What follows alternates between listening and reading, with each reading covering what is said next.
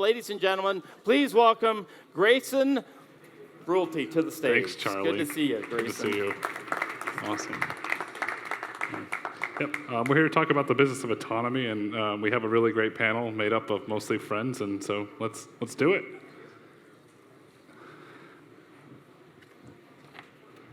Mostly friends, huh? Well, 'cause sometimes you get on my nerves. Nice pants. Thanks. Awesome. So, Bert, you and I talk, all the time. We talk about driving environments, and I always bust your chops why your vehicles aren't in Palm Beach where we're really needed. And you say, no, we have to test in San Francisco because it's a very difficult place to drive. Why have you taken that approach to start in one of the most difficult driving environments in the world before coming to an easy driving environment such as Palm Beach? Great question. And before I answer it, I just want to thank Velodyne for hosting us today. I think this is an incredibly important conversation, and just have convened so many great people. So I'm at a company called Zoox, as you see there on the screen. I've been there for 3 years and change, and for the past 2.5 years, as Grayson notes, we have been driving in downtown San Francisco, and that was the first set of public roads that we started driving on. And the real reason is, as you mentioned, Grayson, it is really, really hard. You see everything on the streets of San Francisco. I should point out that to test and validate and prove the safety case in an unstructured, unsanitized environment is something that nobody has ever done before. And so the bet that we made when we went to San Francisco is that we could learn so much in a relatively short amount of time by testing there. And today we're driving daytime, nighttime, dense fog during the rainy season, narrow, windy roads, six-way intersections, really complicated left turns, and we have learned a lot in a very, very short period of time.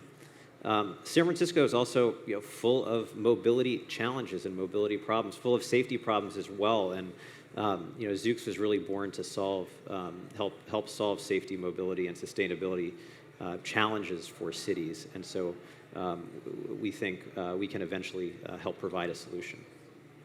Yeah, and then Danny, NVIDIA is playing a huge role in the future of autonomy. But we talked a lot about all the technology in the vehicle. What's happening outside of the vehicle to ensure that safety? That's a really good question. Again, it's a pleasure to be here and see so many familiar faces. I think there's a massive amount of computing that's required for autonomous vehicles, and it's both putting supercomputing inside the car to do all the sensor processing, but before we even get to that phase, there's a massive amount of work that companies like Aurora and Zoox and litany of other startups and traditional automakers, Ford, Toyota, Volvo, Mercedes, all these companies we're working with to help them bring that computing, the hardware and software platform in the car, but before that, in the data center. We're all using AI now. We're collecting massive amounts of data, training deep neural networks, and so the infrastructure required is enormous. And companies are using Amazon, they're using Azure, they're building out their own data centers. I think this is a whole area that probably a lot of people don't recognize is going on to create this technology. But then, as was earlier talked about today, the need to show that it's safe, right? We can do road tests, but before we even get to the road tests, simulation is essential. So we've built a tool, other companies are working with us on this, but to be able to drive essentially billions of miles in a virtual world to test all those rare and dangerous scenarios. We can change the weather, we can repeat tests, we can essentially work with companies and organizations like NTSB even to find out what are all the different scenarios that are the most dangerous, put those in simulation, be able to test those, ensure that the hardware and software that goes in the car actually runs in those tests and validates it before we put it on the road. So I think the computing outside the car is going to be equally important in terms of providing the level of comfort, the level of safety, the awareness that the consumers need, that agencies will need to feel good about putting it on the road. Yeah, and Kristin, Danny said, dangerous scenarios. What are from the NTSB perspective, what are those most dangerous scenarios, and are you sharing those with companies like Zoox, Ford, and NVIDIA for simulation? Well, let me give a little bit of background for those that aren't familiar with the NTSB. We are a small government agency. Some people think that we're part of the DOT. We're actually independent of the DOT, and we are not a regulatory agency. So in total, we have about 400 people at the NTSB, and this covers all modes of transportation. Aviation is our biggest office, but we also have an office of railroad safety, marine safety, and I'm representing our office of highway safety. So one of the advantages of this multimodal approach is that we get to learn from what happens in many of the other modes. The NTSB was instrumental in investigating the first crash that involved a vehicle with any sort of autonomy, which happened in Williston, Florida in 2016.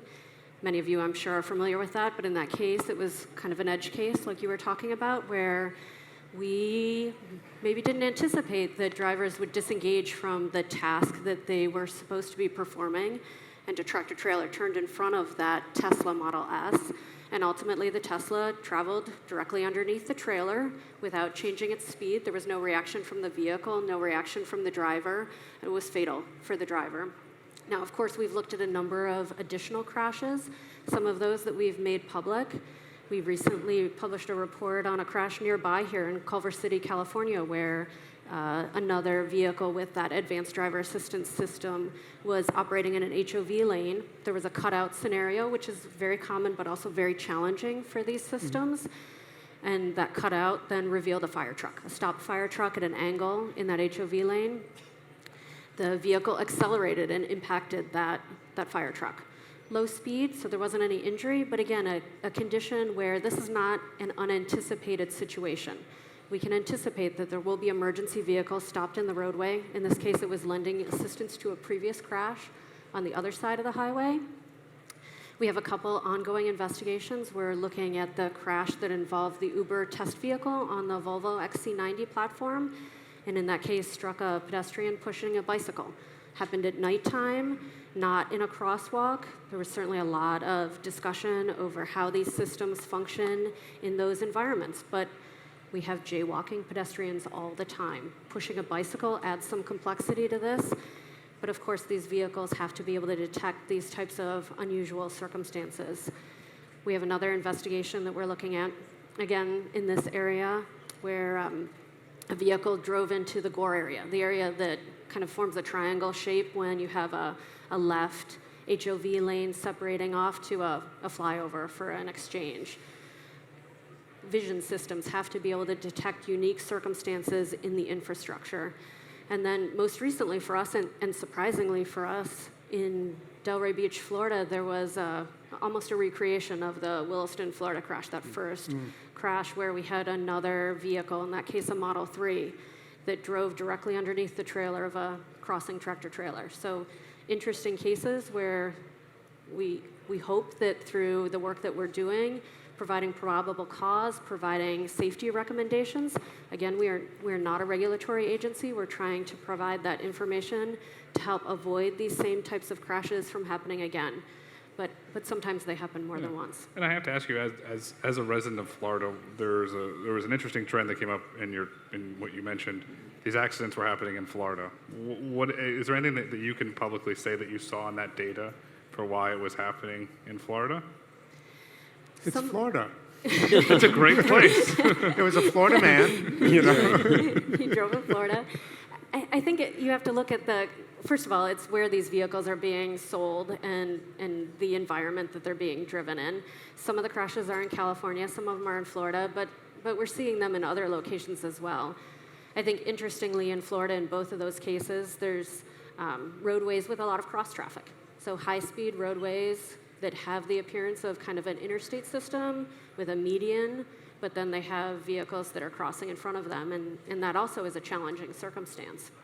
And speaking of challenging circumstances, Colm, with Ford and Argo, you're deploying in Miami, and about 3 weeks ago, the Argo team was very kind to put me in the car, and the car performed exceptionally well, driving throughout downtown Miami and the Brickell and Wynwood areas. When you're going to put the vehicles on the road, what level of safety measures do you put in place before you put those vehicles out on the road? Oh, great question. So and it's been mentioned by the other panelists as well, there's a lot of work done in a simulation environment to make sure that whatever new software technology that is going to be deployed is really vetted and tested in lots of scenarios first. Then we typically go then to a closed test track to make sure that not only the logic for driving and planning the car's path is accurate, but also that the system can actually perceive the world around it as we expect. It can recognize cars and pedestrians and so on. And after we've become satisfied with that, then we put it on the public roads. In our case, and in most of our competitors as well, we have a driver, and sometimes called a co-driver or someone else who is really dedicated to looking at the laptop and monitoring the system and helping assist the driver, saying, yes, the system sees the pedestrian and so on. So that's really the approach we take to try and really minimize any kind of exposure to the public on public roads. And then, Bert, how do you take everything the industry is doing around safety and looking for edge cases to explain it to a legislator or a policymaker? You know, this is real. We're doing it the right way. We're not cutting corners. How do you translate that?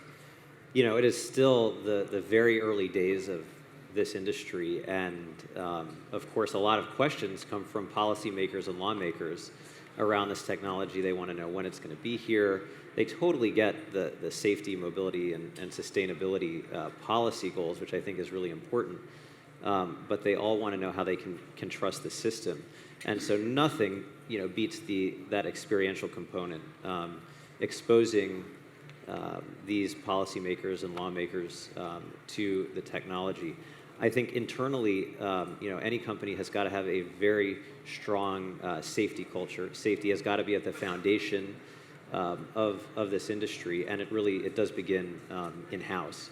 And so we have to emphasize that also and live these safety values. I also think, simulation is a really huge opportunity for this industry. Traditionally, the automotive industry tests its vehicles in closed course test tracks and public roads, but this is the autonomous vehicles allow for testing in the loop and simulation, so you can test against a range of scenarios before you're actually putting the system on public roads, which is really important. And so policymakers and regulators want to be able to see that. They want to be able to come in and experience how you simulate. And I think most of the people that we engage with do understand that this is still the very early days. I think that there is most of the expertise for validating safety in these systems and for testing safety for autonomous vehicles exists in-house. I think there will be a moment when the government develops more capabilities and expertise. But for now, it's really incumbent upon the industry to really be safe and to demonstrate that. Yeah, to that point, I think you raise a really good issue, that there needs to be some test. There needs to be a bar at some point. I think everyone's afraid of where do you put that bar, but it needs to go across the whole industry. You have to work together, the players in the industry, different agencies, regulators, to create that test. And again, I think there's no way you can actually perform that test in the real world, right? We're not going to have kids run out at night in front of cars to see if they stop. So simulation is going to play a vital role in that, but we create this exhaustive set of tests that every car needs to go through before it's put on the road. And that test is just going to continue to grow and grow and grow, but there's going to be different levels of that test depending on the capabilities of the car. And what we've seen, we have a small fleet that we deploy here on the East Coast, other countries as well. And to Chris's point earlier, this disengagement report really doesn't mean anything because the reality is we test specific things, and we want the disengagements because we're kind of pushing the cutting edge and testing certain things, making sure that we've solved those problems. And we instruct our drivers, though, if they feel the slightest bit of discomfort, to grab that wheel, to take over. Now, the problem with that, and I think that's kind of what everybody does, though, is because they don't want to have an accident, but when you're testing in the real world, the safety driver takes over. You never give the system a chance to determine what it would actually do. Would it prevent that accident or not? We don't really know, and so that's where the simulation is really vital in that sense. And you're 100% right about disengagement reports because they lead to false narratives, and the media runs with it and makes up all sorts of baloney and and causes us all headaches, and then So Bernard, wherever you are, you gotta, and politicians believe it, and it starts this ugly cycle. But are you suggesting that there should be a testing standard before deploying on a public road?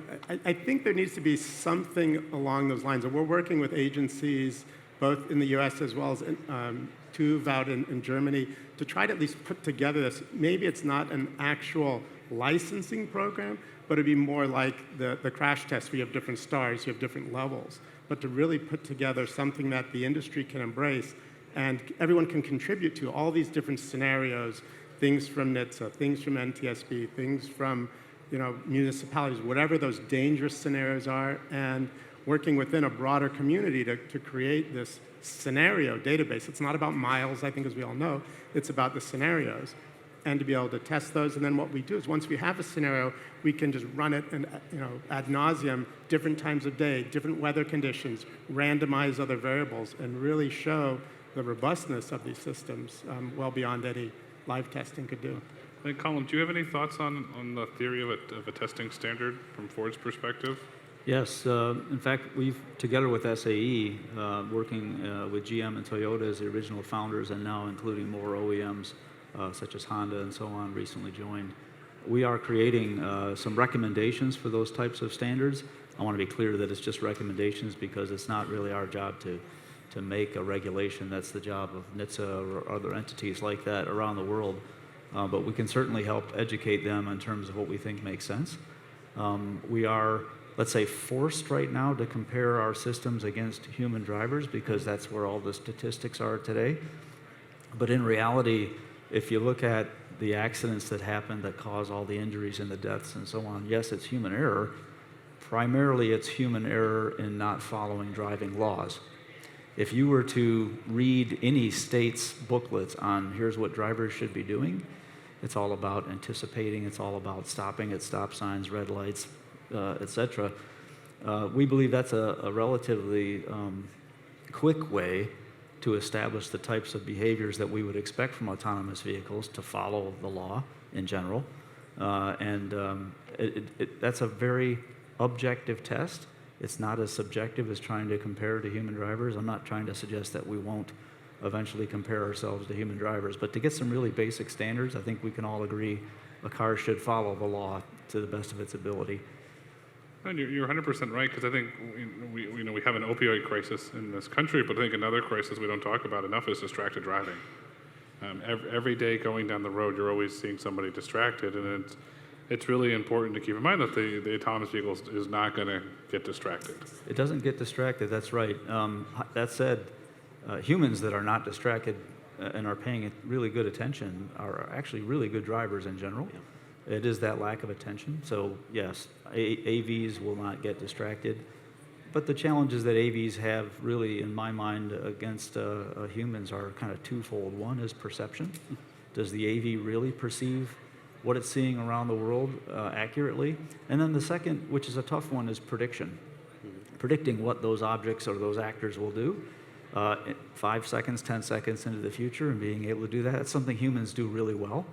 And that's something that there's a lot of artificial intelligence and other approaches to try and make that work. And we joke sometimes that it'll be interesting to see how other human-driven vehicles or cyclists or pedestrians end up gaming the system as AVs really do scale up and so on, and knowing that, oh, if I step out, I know the AV is going to do this or do that, and taking advantage of that. We'll have to see from a society perspective what really happens there. We won't know until we deploy that at scale. And Bert, you Zoox tests on the streets of San Francisco, which are interesting, to say the least. Yes. And you've made some videos public. Yes. What have you seen, and for some really interesting edge cases, and what have you done to yeah, I mean, fix those? you see it all, every kind of mobility option, whether it's scooters, skateboards, hovercraft, how you deal with those. As Colm said, predicting the future is the biggest challenge, the biggest AI challenge at the moment right now. And it's not, the future in 5 years or 10 years. It really is milliseconds ahead. And so this is where all of the work is going into in AI. And you can make the system can make really educated guesses about what is likely to happen. But, for that flash second when somebody might choose to jump out in front of the vehicle, you see those kinds of things.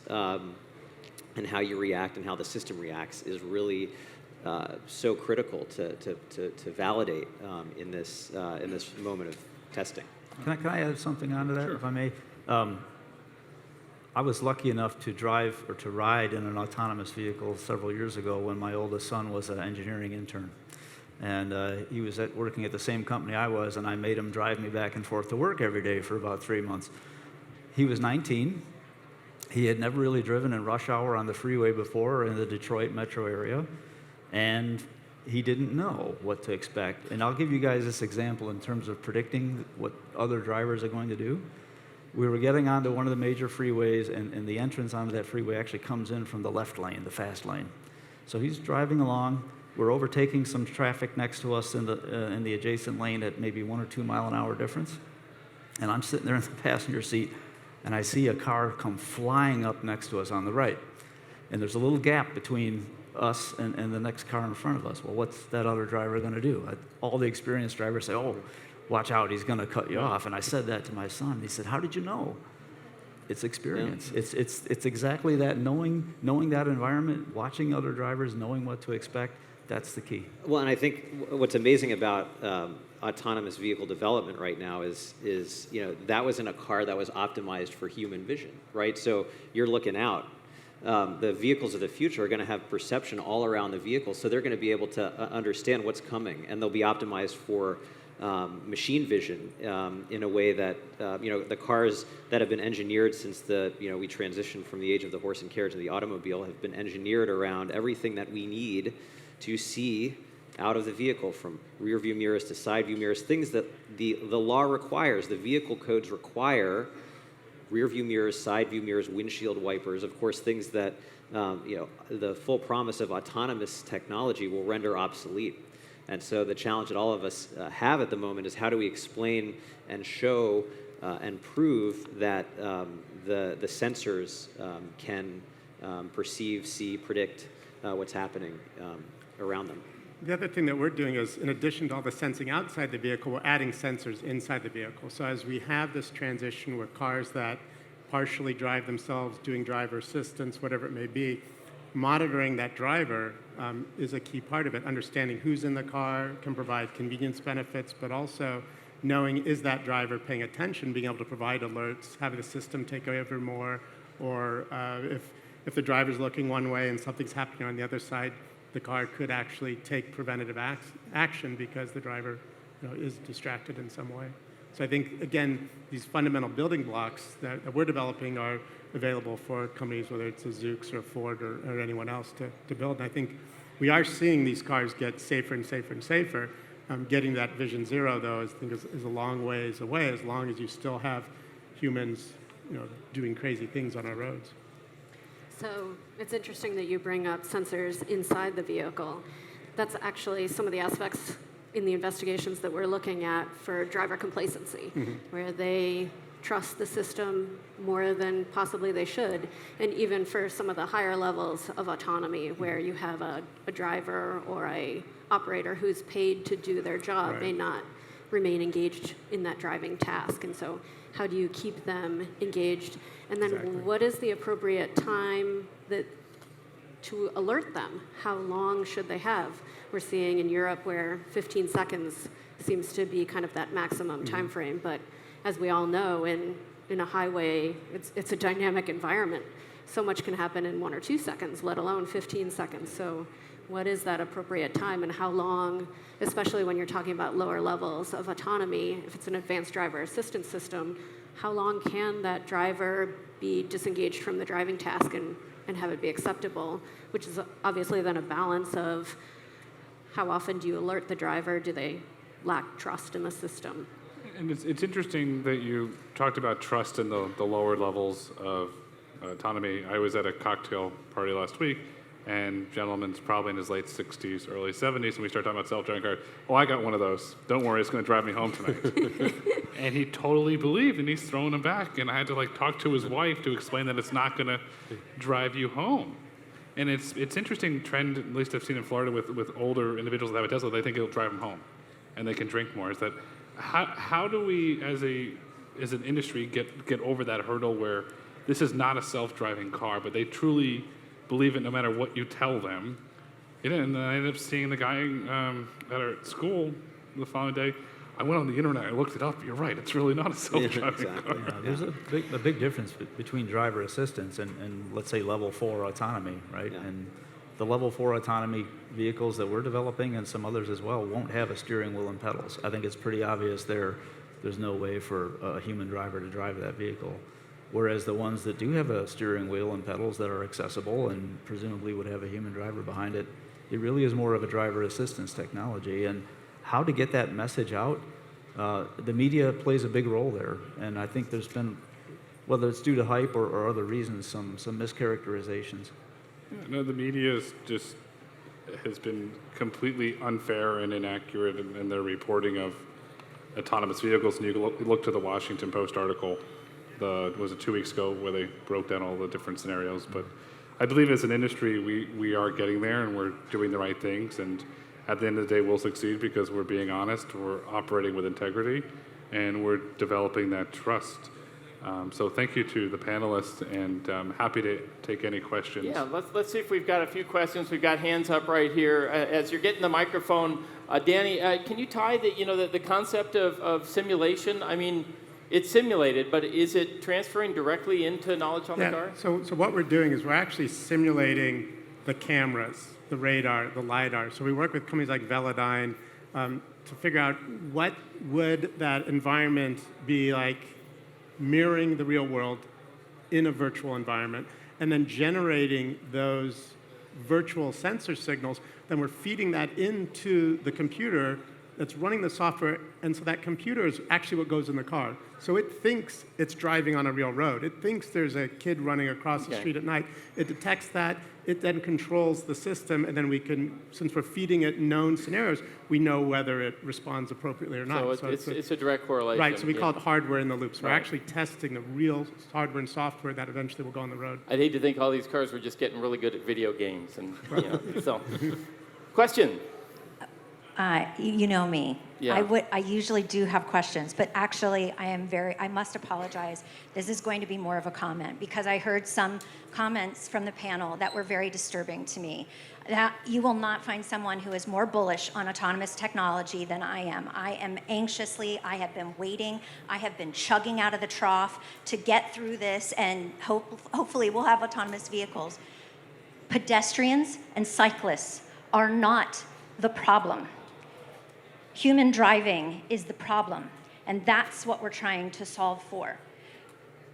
I do not want people messing with the vehicles, and I hope that PAVE will be part of an education process to really bring up responsibility. Like, you wouldn't do that to a human-driven vehicle. Why would you do it to that, especially one that has that many cameras around it and is going to take a picture of you? But in terms of things like jaywalking or the person with the bike or whatever, I came here on a bike today. I am waiting for autonomous vehicles because you'll see me the way the human drivers don't see me now or ignore me. So please take more care when you talk about pedestrians and cyclists because they are not the problem. Human driving is. Okay. Thank you. Yeah, Marta, yes, I've got a microphone right here. I just want to respond to that and another thing, and that is that they aren't part of the problem. You're absolutely right. And I think that on the very basics, what automated driving can offer is bicycle and pedestrian avoidance. And actually, when you look at those statistics, almost half of those statistics are of pedestrians and bicyclists. So yes, you're absolutely right, and that is a problem, but that's something that powerful automated cars can be even regulated in. Like there have been seat belts, then there's airbags, and then you can get something. If we can get the cost down, that's the challenge. You get the cost down if you get mass production, then you can have bicycle and pedestrian avoidance alerts so that even if somebody's dozing off, they have a beeper that shows them there's somebody there. There's a bike approaching from the back. That's really key. The other point I did want to make, and that is, I think on some of the issues that you guys are talking about, I think it has a lot to do with transparency. And, education and transparency. to consumers. And that's something that we've taken on as a company. We've developed a 6-diamond level of what is needed to safely drive at level 2 or level 3. What is required? Because there is so much hype and so much confusion. And those drivers who thought that they were in an autonomous vehicle were badly informed. You know, that was through hype, through marketing, and it's really quite false. So I think if we got together and agreed to something like the 5 diamonds, well, you know, what kind of vehicle are you buying? Oh, it has what's called autonomous, but oh, it only meets 1 diamond. So how good is that? So that person would have been warned. And I think, you know, one of my goals is to work more with consumer reports and other type of material that get out to consumers so they can make informed decisions. I think that'd help for that case of the fellow who's going to drive home. He thought he was going to drive home autonomously. If he'd been informed by somebody, your autonomous vehicle is 2 diamonds or 3 diamonds, it's not autonomous. That would surely help.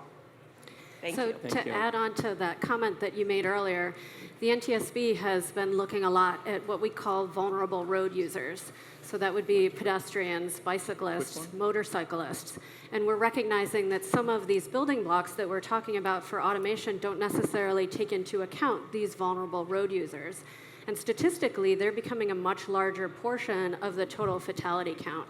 So last year, the NTSB focused a report on pedestrian safety, looking at conditions that might be vulnerable for those pedestrians. And a lot of times that deals with the infrastructure.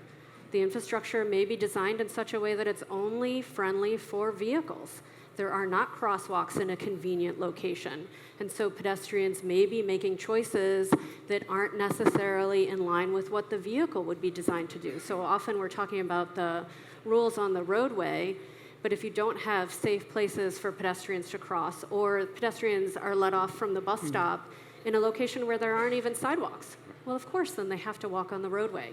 So the NTSB is looking at those aspects. We've also looked at motorcycle safety, recognizing that when you're talking about automatic emergency braking and these types of systems, even the vehicle-to-vehicle communications, sometimes these systems aren't included. Motorcyclists are a large portion of that fatality count. They need to be included. And next month in November, the NTSB is going to publish a report on bicycle safety. Because again, this is an important topic, and we believe that they're all road users, and we need to take into account all of the road users and the safe operation of all of these vehicles and vulnerable road users on our roadways today. So challenging circumstances, and we believe by bringing visibility to these vulnerable road users as well as different levels of autonomy, it gives the designers and the engineers that are working with these systems those pieces of the puzzle to be able to design the system safer. Yeah, I mean, I would also wager a bet that most licensed drivers do not know what a mixing zone is. For those of you who don't know what a mixing zone is, that area on the street where cars and bicycles are permitted to be in the same place. And it turns out that there are very specific rules, at least in cities and that have bike lanes mixing with vehicle lanes, how vehicles and bikes can integrate. And we've learned through our work with the SF Bike Coalition and Walk SF, these are two pedestrian and cycling coalitions that we've engaged with to really learn about what pedestrians and cyclists experience every day on their commutes around cities. And I think that's really important. It's a very important voice for us as developers to hear from so we can avoid crashes and other incidents with them as well.